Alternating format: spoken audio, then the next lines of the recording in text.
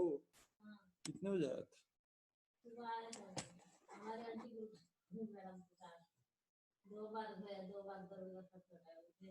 तो ऐसे यहाँ था थोड़ी पता चलेगा।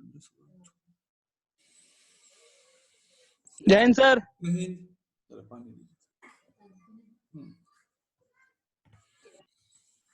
लेक्चर्स अपलोड हो गए हैं आपके?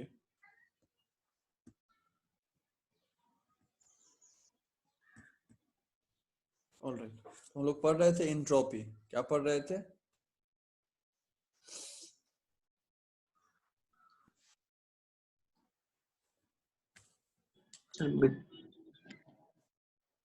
क्या हो गया, स्क्रीन स्लो हो गया। एंट्रोपी, ऑलराइट, हम लोग एंट्रोपी पढ़ रहे हैं।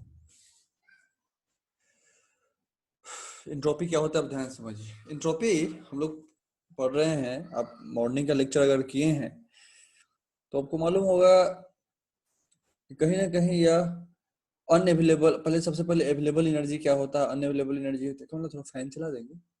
अवेलेबल एनर्जी क्या होता है, अनअवेलेबल एनर्जी क्या होता है, ये पता चला। फिर मैंने बताया कि एंट्रोपी जो है वह अनअवेलेबल एनर्जी दिखलाता है।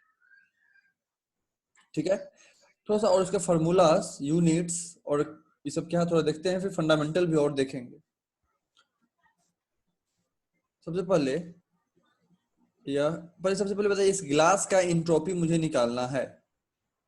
इस ग्लास का एंट्रोपी निकालना, इसमें क्या बाहर के एनवायरनमेंट का कुछ इंपैक्ट होगा कि नहीं होगा? होगा सर। होगा। हमने देखा था कि उस ग्लास को फ्रीज में रखा तो अवेलेबल एनर्जी कुछ और आ गया, अनअवेलेबल, मतलब हमने देखा कि वो चेंज कर रहा है। तो हम फ्रीज में रख दिए, जब एम्बिएंट टेम्परेचर, उसको हम बोलेंगे एम्बिएंट। एम्बिएंट मतलब एम्बियंस होता है ना, एम्बियंस आसपास का माहौल कैसा है। जैसे किसी रेस्टोरेंट में आप जाते हैं, बोलते हैं व्हाट अ ग्रेट एम्बियंस, मतलब कितना बढ़िया सुंदर लग रहा है चारों तरफ। तो इस तरह जो आसपास का टेम्परेचर उसको हम एम्बिएंट टेम्परेचर बोलते हैं। ऑलराइट, ध्यान रखिए, I am talking about ambient. तो इसके आसपास के टेम्परेचर पे डिपेंड करता है एंट्रोपी। इसके बाहर का टेम्परेचर, आउटसाइड टेम्परेचर टी है। याद रखो, बहुत लोग नहीं समझते हैं और इस सिस्टम का टेम्परेचर टी मान लेते हैं, इसका टेम्परेचर टी मान लेते हैं सिस्टम का। No, temperature T is the ambient temperature, mean system के आसपास का टेम्परेचर जो, उसको हम एम्बिएंट टेम्परेचर बोलते हैं। ठीक है, ठीक है। मान लो इसमें एक कोई, आज पता नहीं क्यों मेरा बोर्ड स्लो हो गया है, तो इसपे कोई चार्ज क्यू जा रहा है, कोई क्यू चार्ज नहीं, सॉरी, एनर्जी, हीट एनर्जी, एक हम क्यू हीट एनर्जी हम डाल रहे हैं इस सिस्टम पे, और इसके आसपास का टेम्परेचर है टी। ये जा भी सकता है या निकल भी सकता है, कुछ भी हो सकता है। ठीक है, मैं अभी एक समझाने के लिए कोई एक लेके चलता हूँ। तो मान लो हम दे रहे हैं उसको, तो एंट्रोपी जो है जिसको हम एस से निकालते हैं, तो डेल्टा एस क्या हो जाएगा, डेल्टा एस क्या, change in entropy of the system. तो क्या पढ़ेंगे, change in entropy of the system. इस जो ग्लास है, ग्लास का एंट्रोपी कितना चेंज हो रहा है, तो Q अपॉन T। Q क्या है, हीट सप्लाइड। Q क्या है, heat supplied. T is the ambient temperature. मालूम पड़ा एंट्रोपी, उसका यूनिट क्या हो जाएगा, ऑब्वियसली Q का हो जाएगा joule heat energy, and T का हो जाएगा केल्विन। जिस यह केल्विन में ही होना चाहिए, T जो है केल्विन में होना चाहिए, और केल्विन को क्या कहते हैं, absolute temperature, absolute temperature scale. सो एब्सोल्यूट टेम्परेचर स्केल के फॉर्म में ही होना चाहिए दिस टेम्परेचर, मींस केल्विन में होना चाहिए। डिग्री सेल्सियस में डालोगे गलत हो जाएगा। हम जहां पे आप डिग्री सेल्सियस और वो ऑप्शनल था, कुछ भी डाल सकते थे, तो मैंने आपको खुद ही बता दिया था कि आप कुछ भी डाल सकते हैं, but here it is not. Alright, so please gentleman ध्यान रखिएगा, ये सब ब्लंडर है जो बच्चे कर लेते हैं। तो के जो है वो केल्विन में होना चाहिए, क्यू जो है डिग्री जूल में होना चाहिए। तो डेल्टा एस जो है चेंज इन एंट्रोपी निकल के आ जाएगा। समझ में आया, समझ में आ गया? चलिए अब देखते हैं। Yes sir. देखते हैं, अब मान लीजिए total energy of this system, total energy of this system अगर है, क्या मान लीजिए total energy of this system मान लेते हैं H, इंथैल्पी है, पढ़े थे ना, इंटर एनर्जी पे भी कुछ एनर्जी ऐड कर लेते हैं तो इंथैल्पी हो जाता है, तो एकदम मान लेते हैं सब ऑफ इंथैल्पी। तो इसका मतलब Q को हम यहाँ बोल सकते हैं unavailable energy, unavailable energy. Energy. तो यहाँ से क्या हो गया, Q इक्वल टू क्या हो जाएगा, T delta S, T delta S। सो अवेलेबल एनर्जी क्या हो जाएगा, अवेलेबल एनर्जी क्या हो जाएगा, H minus T delta S। हो जाएगा कि नहीं हो जाएगा, क्योंकि टोटल एनर्जी में से अनअवेलेबल एनर्जी को निकाल देते हैं, अवेलेबल एनर्जी निकल गया, काम करने वाला एनर्जी।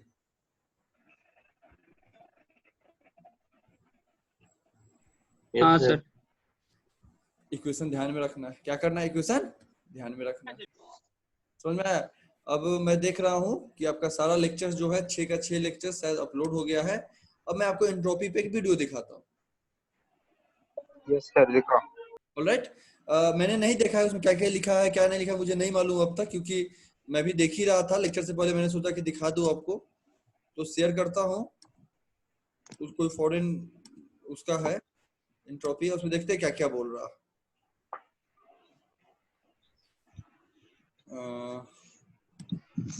फिर हम आगे पढ़ेंगे।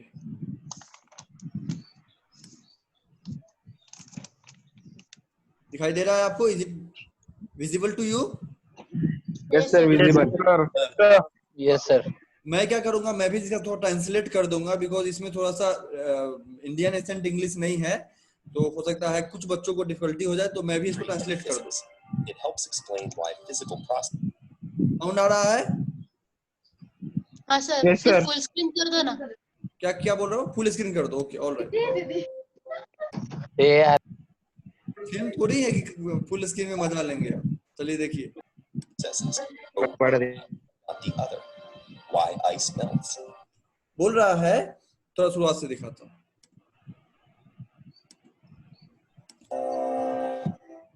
There's a concept that's crucial to chemistry and physics. It helps explain why physical processes go one way and not the other. बोल रहा है कि यह बहुत ही इंपॉर्टेंट है फिजिक्स और केमिस्ट्री के लिए, आप इरिटेट मत होइए, मैं क्योंकि मैं क्या मतलब समझा रहा हूँ, कुछ बच्चों के लिए हेल्पफुल हो जाएगा। सो यह इंपॉर्टेंट है, यह हमें बताता है क्यों कुछ प्रोसेस यूनिडायरेक्शनल है, मतलब जैसे वही मैं पानी ऊपर से नीचे क्यों आके समुद्र में जा रहा है, यूनिडायरेक्शनल क्यों है, कोई आइस मेल्ट क्यों हो जा रहा है, खुद से आइस मेल्ट हो जा रहा है, ग्लेशियर सब जगह, तो कुछ प्रोसेस नेचुरली यूनिडायरेक्शनली क्यों हो रहा है। Why ice melts, why cream spreads in coffee, why air leaks out of a punctured tire. It's entropy, and it's बोल रहा है कि ऐसा खुद से क्यों होता है, टायर का हवा खुद ही क्यों निकल जाता है, आइस क्यों मेल्ट हो जा रहा है, ये सब जो मैंने बताया, ग्लेशियर का पानी क्यों नीचे चला जा रहा है, इवापोरेशन क्यों हो रहा है, मतलब कुछ और भी मैंने जो पढ़ाया उसको भी ऐड कर लीजिए, ये सब जो है क्यों हो रहा है, इसका कारण है entropy. notoriously difficult to wrap our heads और यह बहुत ही डिफिकल्ट है समझना। around. Entropy is often described as a measurement of disorder. जो रैंडमनेस बता रहा था मैंने, उसी को डिसऑर्डर भी बोलते हैं, क्योंकि लैंग्वेज अलग अलग है। Disorder is called randomness. तो मैंने क्या डिफाइन किया था, entropy is the randomness of the system, here it is called entropy directly measure of disorder. दोनों सेम चीज है, यही बेसिक डिफिनेशन जहां भी देखोगे यही दिया जाएगा, रैंडमनेस ऑफ द सिस्टम और डिसऑर्डर। इसका मतलब समझ में आना जरूरी है। चलिए आगे बढ़ते हैं। That's a convenient image, but it's unfortunately misleading. Yes, देखो बोल रहा है कि यह मिसलीडिंग, अनफॉर्चुनेटली मिसलीडिंग है, मतलब इसे बहुत समझ में नहीं आ रहा है चीज, समझ में आ रहा है? डिसऑर्डर बोलो लेकिन जब भी अच्छा वीडियो देखोगे तो उसको For समझाएगा। example, which is more disordered, a cup of crushed ice or a glass of room temperature water? Most people would say the ice, but that actually has lower entropy. बोल रहा है ice का entropy, किसका entropy लो है किसका entropy high है, इसकी बात कर रहा है। तो रैंडमनेस के अकॉर्डिंग तो बहुत सारे लोगों को लगेगा कि सर वाटर मॉलिक्यूल जो है वो ज्यादा, कुछ बोल रहे हैं, कुछ पूछ रहे हैं आप? No sir. हाँ तो साइलेंट रखिए ना, डिस्टर्ब हो रहा है, साइलेंट रखिए। तो जैसे रैंडमनेस ऑफ द सिस्टम बोला, तो बहुत सारे लोग बोलेंगे वाटर का molecule is moving very fast as we will compare with the ice. तो बहुत सारे लोग बोल देंगे कि entropy of the liquid means ये water is high then solid.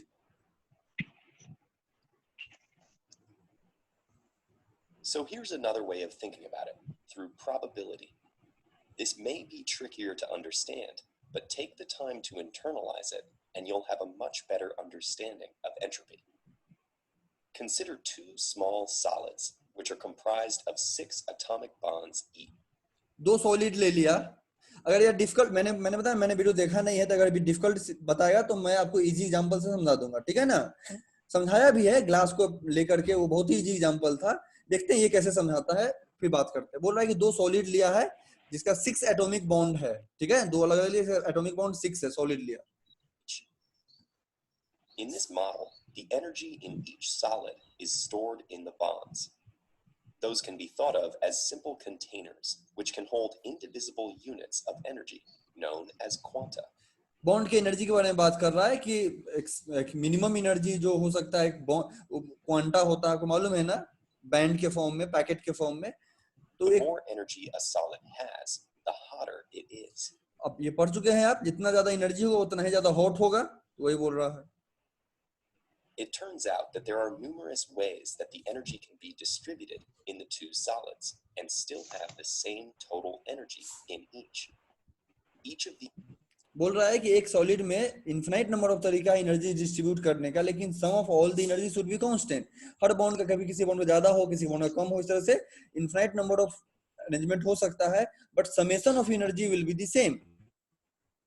these options is called a microstate. For 6 quanta of energy in solid A and 2 in solid B, there are 9,702 microstates. कुछ data दे रहा है, आपके interest का नहीं है, छोड़ दीजिए. Of course, there are other ways our 8 quanta of energy can be arranged. For example, all of the energy could be in solid A and none in B, or half in A and half in B. If we assume that each microstate is equally likely, we can see that some of the energy configurations have a higher probability of occurring than others. That's due to their greater number of microstates. Entropy is a direct measure of each energy configuration's probability. देखिए, actually थोड़ा सा difficult करके समझा रहा है ये. जो available energy unavailable energy का कंसेप्ट है ना, उस पे आएगा धीरे धीरे. देखते हैं किस तरह से आएगा. डिस्ट्रीब्यूशन ऑफ एनर्जी के बारे में बात कर रहा है, आप समझते रहिए, मैं आपको देख के समझ के फिर समझा देता हूँ, ठीक है ना, घबराना नहीं. We see is that the energy configuration in which energy is most spread out between the solids has the highest entropy. So, in a general sense, entropy can be thought of as a measurement of this energy spread. Low entropy means the energy is concentrated. बोल रहा है कि entropy जो है measurement of energy है, ठीक है. थोड़ा सा स्पेसिफिक होना चाहिए. डायरेक्टली अगर हम यह कर दे मेजरमेंट ऑफ एनर्जी है तो गलत हो जाएगा. Low entropy means the distribution of energy बोल रहा है, इसीलिए आगे देखते हैं कंप्लीट कंक्लूड क्या करता है, फिर मैं और बताता हूं. High entropy means it's spread out. To see why entropy is useful for explaining spontaneous processes like hot objects cooling down, we need to look at a dynamic system where the energy moves. In reality, energy doesn't stay put. It continuously moves between neighboring bonds. As the energy moves, it can change. Because of the distribution of microstates, there's a 21% chance that the system will later be in the configuration in which the energy maximum. There's a 13% chance that it'll return to its starting point, and an 8% chance that A will actually gain energy. Again, we see that because there are more ways to have dispersed energy and high entropy than concentrated energy, the energy tends to spread out. That's why if you put a hot object next to a cold one, the cold one will warm up and the hot one will cool down. But even in that example, there is an 8% chance that the hot object would get hotter. How does this ever happen in real life? It's all about the size of the system. Our hypothetical solids only had 6 bonds each. Let's scale the solids up to 6,000 bonds and 8,000 units of energy. And again, start the system with 3/4 of the energy in A and 1/4 in B. Now we find that the chance of A spontaneously acquiring more energy is this tiny number. Familiar everyday objects have many, many times more particles than this. The chance of a hot object in the real world getting hotter is so absurdly small, it just never happens. Ice melts, cream mixes in, and tires deflate because these states have more dispersed energy than the originals. There's no mysterious force nudging the system towards higher entropy. It's just that higher entropy is always statistically. Actually इसलिए बोला जाता है ना कि अलग अलग पढ़ोगे तो अलग अलग। इंडिया में जितनी ही बुक्स है, जितने भी कंसेप्ट है, एंट्रोपी को अवेलेबल और अनअवेलेबल एनर्जी के टर्म में बताया जाता है। हमने भी पढ़ा है बहुत सारे बुक्स में। अब यहाँ डिस्पर्सन ऑफ एनर्जी के टर्म में समझा है।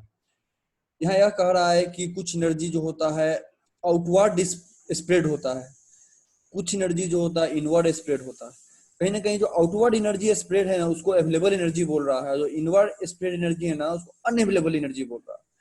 समझाने का तरीका अलग है, बिल्कुल ही अलग है। मेरे सामने भी ये कंसेप्ट फर्स्ट टाइम आया है, डिस्ट्रीब्यूशन ऑफ एनर्जी। देखो एंट्रोपी को बहुत ही तरह से समझाया जाता है। This is one of the difficult to understand, यह बहुत ही डिफिकल्ट है समझना। रटने टाइप बहुत सारे बुक्स में आपको मिल जाएगा, बट इसके आप डीप में जाएंगे, this is one of the best topic to understand in physics, और इसका बहुत वर्सटाइल सेंस है। मैंने आपको जो समझाया है अवेलेबल और अनअवेलेबल एनर्जी के आधार पे, वो ब्रॉडली एक्सेप्टेड है, बहुत ज्यादा ब्रॉडली एक्सेप्टेड। इंडिया के सभी बुक्स में वही मिलेगा और इंटरनेशनली भी बहुत सारे बुक्स में मिलेगा। बट अनफॉर्चुनेटली इसमें एक अलग ही कंसेप्ट किया है। तो अच्छा हुआ आज टच में आ गया ये कंसेप्ट भी। सिर्फ हम मेरे कंसेप्ट को उसको कंसेप्ट को आप इस तरह से रिलेट कर सकते हैं कि जिसको हम अवेलेबल एनर्जी बोल रहे हैं, जो काम कर रहा है, उसको यह आउटवर्ड स्प्रेड एनर्जी बोल रहा है, और जो अनअवेलेबल एनर्जी है उसको यह इनवर्ड स्प्रेड एनर्जी बोल रहा है, मतलब अंदर की तरफ स्प्रेड है। तो एनर्जी को डिस्ट्रीब्यूट कर सकते हैं बहुत तरह से। तो इस तरह से यह पता करके एंट्रोपी का कंसेप्ट समझाया है। तो जितनी इसके अकॉर्डिंग जितना ज्यादा आउटवर्ड स्प्रेड एनर्जी होगा उतना ही ज्यादा एंट्रोपी उसका होगा, उतना ही ज्यादा रैंडमनेस होगा। किसी भी सिस्टम में एनर्जी कितना भी हो, बट उसके डिस्ट्रीब्यूशन पे डिपेंड करेगा, ऐसा वो कह रहा है। उस वीडियो को छोड़ते हैं। एंट्रोपी पे आपको मैं एक और दूसरा कंफर्टेबल वीडियो दिखाऊंगा। एक्चुअली मैंने खुद नहीं देखा था, लेकिन आपको दिखा दिया क्योंकि मैं भी देखने ही वाला था।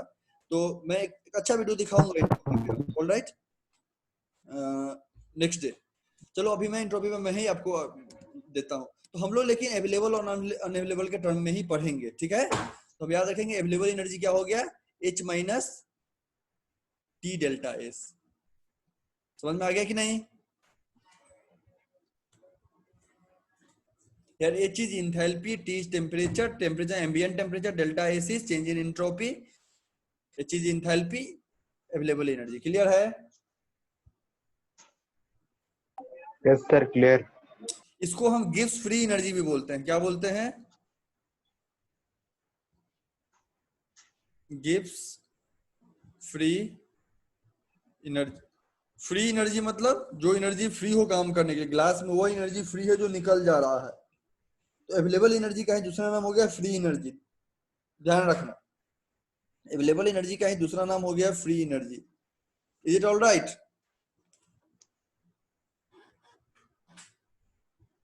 Is it all right? Yes, Yes, sir. sir. Yes sir. थोड़ा सा और आगे बढ़ते, थोड़ा सा और आगे बढ़ते। बहुत ही इंपॉर्टेंट टॉपिक चल रहा है, ध्यान से देखोगे समझ में आ जाएगा। एंट्रोपी, एंट्रोपी से हम यह बता सकते हैं, जब हम देख रहे हैं कि कोई भी सिस्टम जब यूनिडायरेक्शनल स्पॉन्टेनियसली हो रहा है, स्पॉन्टेनियसली खुद से, तो वह एंट्रोपी के कारण हो रहा है। तो हम एंट्रोपी से देख के बता सकते हैं कि वह स्पॉन्टेनियस प्रोसेस है कि नहीं। अगर किसी प्रोसेस का एंट्रोपी पॉजिटिव हो, अगर एंट्रोपी पॉजिटिव हो, पॉजिटिव मतलब डेल्टा एस जो है मोर देन 0 है, तो दोस्त बहुत ही इंपॉर्टेंट बता रहा हूं, जितना स्टार लगाना है लगा लो, यह स्पॉन्टेनियस प्रोसेस होगा।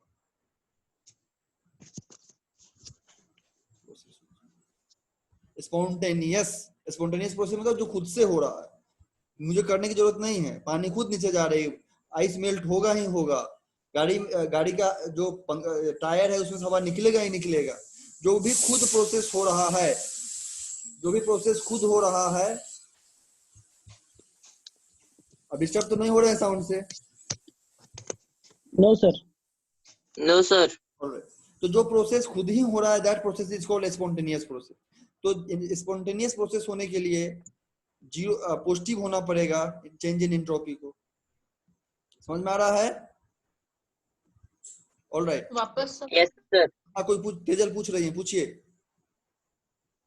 नहीं सर, वो जो फॉर्मूला आपने वो जो लिखा है ना, delta S is bigger than, वो आप वापस एक बार एक्सप्लेन करो ना, वीडियो अटक गया था।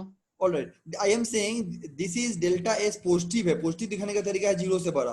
तो जब डेल्टा S पॉजिटिव होगा इसका मतलब है कि वह प्रोसेस, किसी भी प्रोसेस का हम एंट्रोपी निकाला है, एंट्रोपी जो डेल्टा S निकला, एंट्रोपी जो फॉर्मूला बता रहा हूँ वो या पॉजिटिव आ गया। इट मींस क्या हुआ, स्पॉन्टेनियस होगा, मतलब ये प्रोसेस अब खुद से होगा, मैं कुछ नहीं कर सकता हूँ, खुद होगा ही होगा। Those process is spontaneous, all the process are not spontaneous, और spontaneous process has to be reverse irreversible. मतलब ये सब डबल स्टार ट्रिपल स्टार बिकने वाला पॉइंट है यार, खरीद लो, ऐसा है। इस प्रोसेस को, इस स्पॉन्टेनियस प्रोसेस हमेशा इरिवर्सिबल होता है, irreversible, irreversible, irreversible. Spontaneous process is always irreversible. क्या आप जो आइस मेल्ट हो गया फिर से उसको आइस बना देंगे? नहीं, उसको एक्सटर्नल एनर्जी देना ही पड़ेगा, तभी बनेगा, खुद से नहीं बनेगा। जो गाड़ी में से हवा निकल गया, गाड़ी के टायर से हवा निकल गया, फिर से अंदर घुस जाएगा क्या? आप जो हवा डालते हैं वो बाय फोर्सफुली डालते हैं, वो तो फिर आप पूरा समुद्र का पानी लेके फिर ग्लेशियर पे डाल के फ्रीज कर दो, अलग बात है, बट यू आर पुटिंग सब एक्सटर्नल एनर्जी, अदरवाइज खुद से तो नहीं होगा ना। हवा तो निकला खुद से था ना, क्या खुद से घुस जाएगा? टायर में हो रखा होता है क्या? अरे यार आज तो ज्यादा ही हवा घुस गया टायर में, ऐसा होता है क्या कभी? नहीं सर। नहीं होता। कभी ऐसा होता है क्या नीचे का पानी ग्लेशियर पे चढ़ जाए, नीचे का पानी ग्लेशियर पे चढ़ जाए, ऐसा होता है क्या? No sir. नो।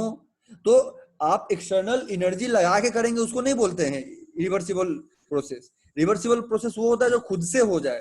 तो spontaneous processes are not reversible, these are irreversible, ये इरिवर्सिबल हो। और इरिवर्सिबल प्रोसेस में एंट्रोपी हमेशा बढ़ता है, क्योंकि ये पॉजिटिव है तो एंट्रोपी हमेशा बढ़ता है, एंट्रोपी। अब क्वेश्चन आ जाएगा, इन इरिवर्सिबल प्रोसेस, इन इरिवर्सिबल प्रोसेस एंट्रोपी कांस्टेंट रहेगा, बढ़ेगा घटेगा? तो क्या बोलोगे? बढ़ेगा। बढ़ेगा।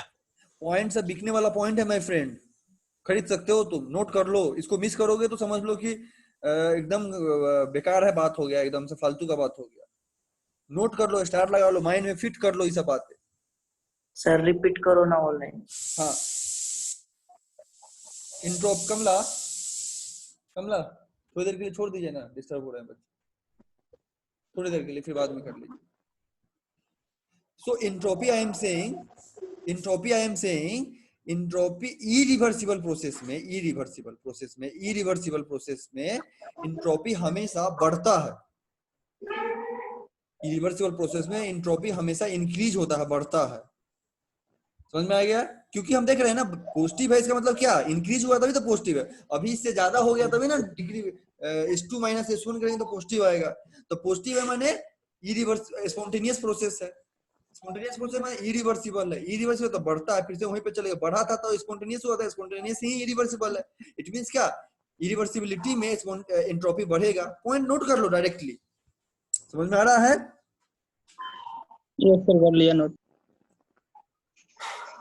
तो इरिवर्सिबल प्रोसेस में ऑलवेज एंट्रोपी बढ़ेगा, रिवर्सिबल प्रोसेस में जीरो होगा। रिवर्सिबल प्रोसेस में, रिवर्सिबल प्रोसेस, रिवर्सिबल प्रोसेस में एंट्रोपी चेंज जीरो होगा। एंट्रोपी चेंज डेल्टा एस क्या हो जाएगा? जीरो, JDRO, अभी याद रखो।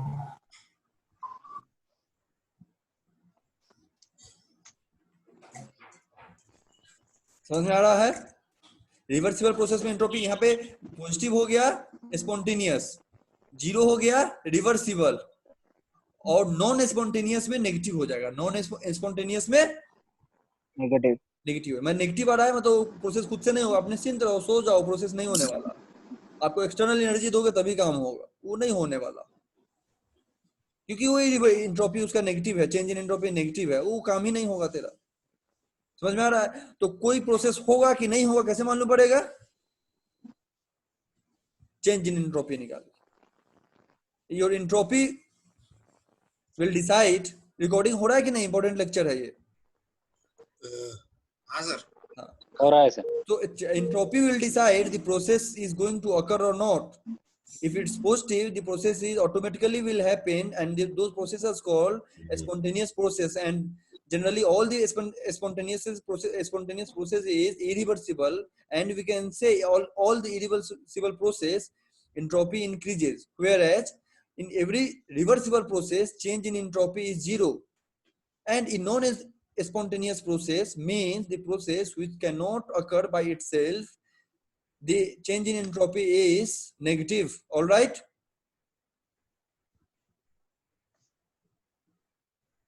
Okay, sir. Yes, sir. चलो, इतना बात समझ में आ गया होगा आप लोग। और पढ़ेंगे एंट्रोपी के बारे में। शुरुआत में ही बता दिया था, entropy of the universe is increasing continuously. Clear है? Yes sir. Yes, sir. Entropy of the, तो इसमें बहुत सारा, अच्छा एक और कुछ और पॉइंट्स नोट कर लो। किसी भी सिस्टम में अगर एनर्जी ऐड हो रहा है, इफ एनर्जी ऐड हो रहा है, if energy is added up, energy is added मतलब ये सिस्टम है हमारा, इसमें एनर्जी जा रहा है, 100% उसका एंट्रोपी इंक्रीज होगा। Entropy will increase. किसी सिस्टम में अगर एनर्जी निकल रहा है, एनर्जी इज रिलीज्ड,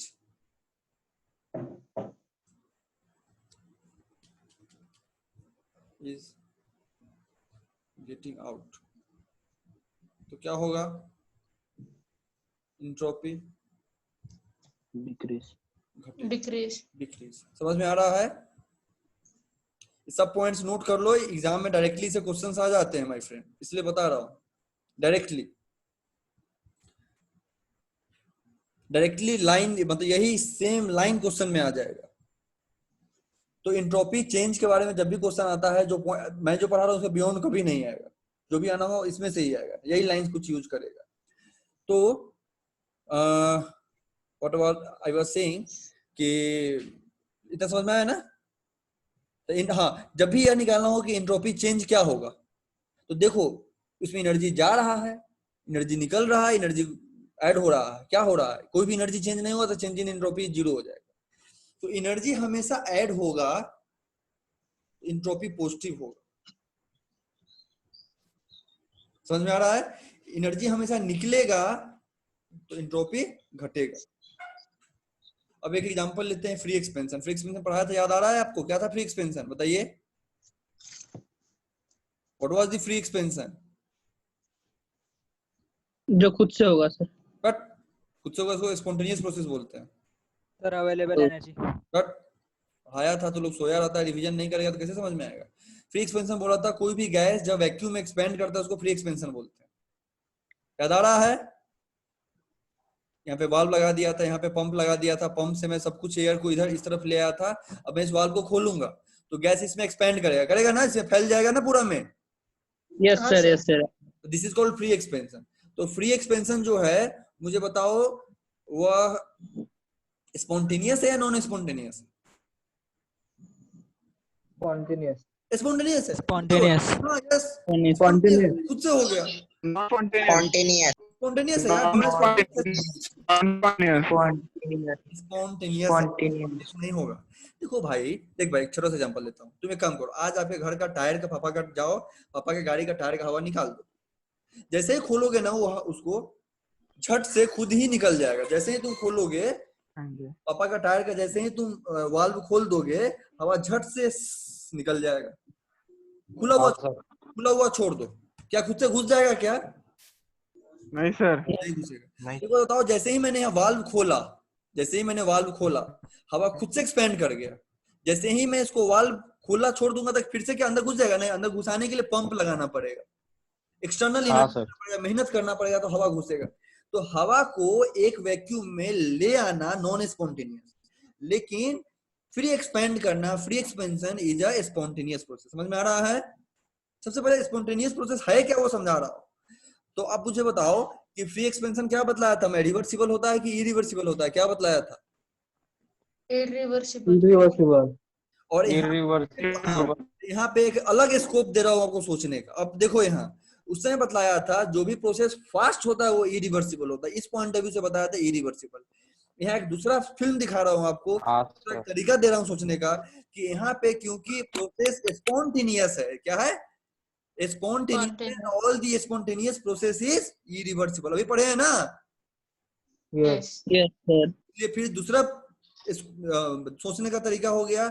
इस तरह से भी हम कह सकते हैं कि इरिवर्सिबल है। मीन्स हम ये भी कह सकते हैं अगर A equal to B and B equal to C means A equal to also C, मतलब यह भी कह सकते हैं कि स्पॉन्टेनियस प्रोसेस फास्ट होता है। क्या हम बोल सकते हैं यहाँ? यस सर, आपको बोल सकते हैं। Yes sir. बोल सकते हैं और होगा भी। पॉइंट नोट कर लो, स्पॉन्टेनियस फास्ट होता है क्योंकि उसको एक ही डायरेक्शन में होना है तो प्रोसेस फास्ट होता है। क्या आपके टायर में से हवा एकदम रिलैक्स होकर निकलता है क्या? नो। खोल के देख लो, हाथ लगाओगे हाथ फेंक देगा। क्या ऊपर से पानी क्या स्लो स्लो स्लो रिलैक्स होकर बहती है क्या? नो। तो all the spontaneous process is supposed to be fast and all the process that is fast is irreversible। तो सारे कंसेप्ट आपस में जुड़े हुए हैं। What a beautiful thing this is. देख रहे हो? Yes sir. समझ में आ रहा है कि नहीं? Yes sir. तो एंट्रोपी समझ में आ रहा है? तो ये एंट्रोपी का एग्जांपल लिया हूं, तो this is also example. Free expansion is the example of free expansion को हम एक्सप्लेन कर सकते हैं एंट्रोपी से। समझ में आ रहा है? जी sir. I can explain free expansion in with the concept of entropy also जो मैं कर रहा हूँ। होप आपको समझ में आ गया होगा। सर एक डाउट है। हाँ डाउट पूछिए, लाउडली बोलिए, डाउट पूछिए। सर अगर मतलब अगर कोई भी चीज फास्ट है तो वो इरिवर्सिबल है, ऐसा आपने कहा ना, उसका वाइस वर्सा मतलब जरूरी नहीं है ना कि सच हो उसका वाइस वर्सा कि सर मतलब अगर स्लो हो तो रिवर्सिबल होना ही चाहिए, ऐसा तो नहीं है ना सर? नहीं ऐसा नहीं है, बिल्कुल ठीक बोल रहे हैं। स्लो होगा तो रिवर्सिबल होगा ही, ऐसा गारंटी नहीं है, लेकिन रिवर्सिबल होने के लिए उसको स्लो जरूर होना पड़ेगा। मतलब ध्यान सुनिए, कोई भी प्रोसेस स्लो है, मान लो कोई बोल दिया ये प्रोसेस स्लो है, तो मैं कह नहीं सकता हूं कि ये रिवर्सिबल है। बात ठीक है आपका, लेकिन अगर रिवर्सिबल लिख दिया है रिवर्सिबल, यह जरूर कह सकता हूं कि स्लो। समझ में आया? Sir yes sir. Slow process है वो रिवर्सिबल है ही, यह मैं गारंटी नहीं कर सकता हूं, लेकिन अगर रिवर्सिबल है तो जरूर स्लो होगा। समझ में आ रहा है? मतलब कुछ ऐसा हो गया स्लो प्रोसेस, यह अगर स्लो प्रोसेस है दिस इज स्लो, तो इसमें दिस इज रिवर्सिबल। समझ में आ गया? All the Yes, sir. Reversible process is slow, but all the process that is slow is not guaranteed to be reversible. समझ में आ रहा है कि नहीं? यस सर आया हाँ sir. Sir. Yes, sir. Yes, any question? और भी कोई क्वेश्चन है तो पूछ लीजिए मुझसे। No, sir sir. इरिवर्सिबल के लिए भी ऐसा ही होगा ना सर? क्या बोलिए, फिर से बोलिए। इरिवर्सिबल प्रोसेस के लिए भी ऐसा ही होगा ना सर? ऐसा ही होगा कि जो लिख देता हूँ जो भी होगा लिख देता हूँ, जो भी होगा लिख देता हूँ। देखो इरिवर्सिबल प्रोसेस जो होगा, जो भी इरिवर्सिबल प्रोसेस होगा, जो भी इरिवर्सिबल प्रोसेस होगा, नहीं नहीं थोड़ा सा ऐसा नहीं होगा, क्योंकि जो भी फास्ट प्रोसेस है ना, जो भी फास्ट प्रोसेस है, जो भी फास्ट प्रोसेस है वो सब इरिवर्सिबल ही होगा, इरिवर्सिबल होगा। और अपोजिट भी होगा, all irreversible process will be fast.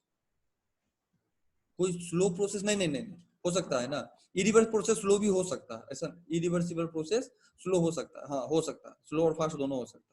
लेकिन अगर इरिवर्सिबल प्रोसेस स्लो भी हो सकता है, लेकिन अगर इरिवर्सिबल प्रोसेस स्लो भी हो सकता है, फास्ट भी हो सकता है। ठीक है, कोई अगर प्रोसेस में कर रहा हूँ, एनर्जी लॉस करा देता हूँ, स्लो कर रहा हूँ, तो इरिवर्सिबल प्रोसेस तो है, स्लो हो सकता है। मतलब इरिवर्सिबल प्रोसेस जो है ना वो स्लो भी हो सकता है और फास्ट भी हो सकता है।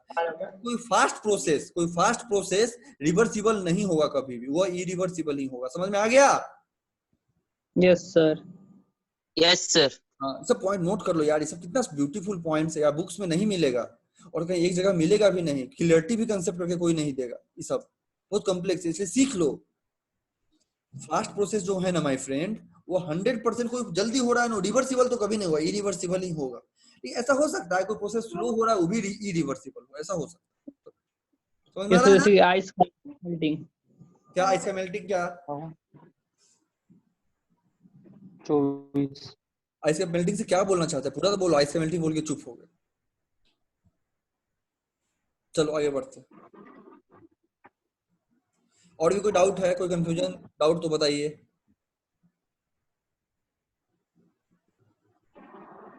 तो समझ ले एंट्रोपी हो गया, ऐसा मान ले। Sir yes sir. पूछिए, कोई डाउट पूछिए। यस सर दोपहर का सर लेक्चर सर अपलोड हो गया सर यूट्यूब पे? अभी सारे लेक्चर्स अपलोड हो गए, 6 अपलोड हो गया है, 2-3 शायद और बचा हुआ, वो भी अपलोड कर दूंगा। 6 लेक्चर्स अपलोड हो गया है, ठीक है। 6 लेक्चर अपलोड हो गया, शायद 2-3 और बच गया होगा, उसको भी अपलोड कर देता हूँ। Okay yes sir. जाके सारे लेक्चर्स देख लीजिए। चलिए, तो आपका अब थर्मल लगभग खत्म ही होने वाला है। गिव्स फ्री एनर्जी से क्वेश्चन नहीं आता है, आएगा अभी तो मैंने बता दिया, वो फ्री एनर्जी होता है, अवेलेबल एनर्जी होता है, ठीक है। ऐसे तो थर्मल बहुत कुछ है, हेस लॉ है, इसमें बहुत कुछ है, बट एनडीए के हिसाब से, हेस लॉ बोर्ड के हिसाब से, बोर्ड के लिए जब पढ़ाऊंगा तो पढ़ाऊंगा, एनडीए के हिसाब से दैट्स ऑल, एनडीए सीडीएस के हिसाब से, कॉम्पिटिटिव एग्जाम के हिसाब से दैट्स ऑल। अब आप एक बार देख लीजिए, आप भी कुछ टॉपिक रिकमेंड कर दीजिएगा तो मैं पढ़ा दूंगा। क्लियर है? हाँ सर। आप रिकमेंड कर दीजिए मुझे टॉपिक कि सर ये टॉपिक छूट गया है, हो सकता है मैं टॉपिक वाइज देख के नहीं पढ़ा रहा, कुछ टॉपिक हो सकता है अगर छूट गया हो, लेकिन जितने भी इंपॉर्टेंट टॉपिक है शायद ही कोई टॉपिक छूटा होगा, जितने भी इंपॉर्टेंट टॉपिक से मैंने कवर कर दिया है। ओके, अब थर्मल से जो भी आपका डाउट है या नॉन थर्मल से भी डाउट है, कुछ भी एनर्जी से रिलेटेड जो भी डाउट है मुझसे पूछ डालो, जो भी डाउट है आज तक बच्चों की तरह जो भी दिमाग में आ गया, ऐसा क्यों हुआ, वैसा क्यों हुआ, जो मन में पूछ दो। सर एक बार कार्नोट साइकिल फिर से बताओ ना। एक बार फिर से क्या बताइए? Carnot cycle. कार्नोट साइकिल तो बताया नहीं यार, कार्नोट साइकिल अब बता देता हूँ। कार्नोट साइकिल टाइम खत्म हो रहा है सर। सर थर्मल का सेकंड लॉ और कार्नोट साइकिल एक ही है ना? एक काम करो टाइम टाइम खत्म हो रहा है, एक काम करते हैं ना दोस्त प्रेम, कार्नोट साइकिल में अलग से बता देता हूँ आपको किसी दिन, एग्जाम के पॉइंट ऑफ व्यू से बहुत इंपॉर्टेंट नहीं है। कार्नोट साइकिल के बारे में बस इतना याद रखिए, कार्नोट साइकिल आइडियल साइकिल है, उसका एफिशिएंसी मैक्सिमम है।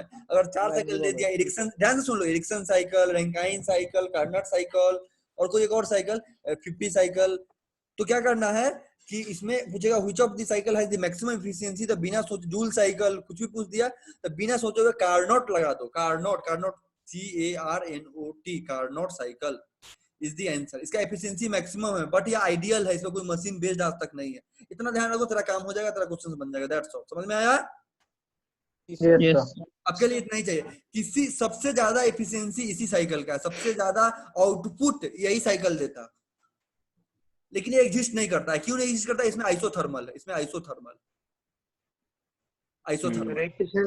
1 से ज्यादा नहीं हो सकते ना? 1 से कभी ज्यादा नहीं हो सकता है। 1 तो पहले करो, 1 तो किसी का नहीं है, इसका 1 तो कम से कम हो जाए, 0.99 तो हो जाए, 1 तो छोड़ दो, 1 से ज्यादा भी छोड़ दो। समझ में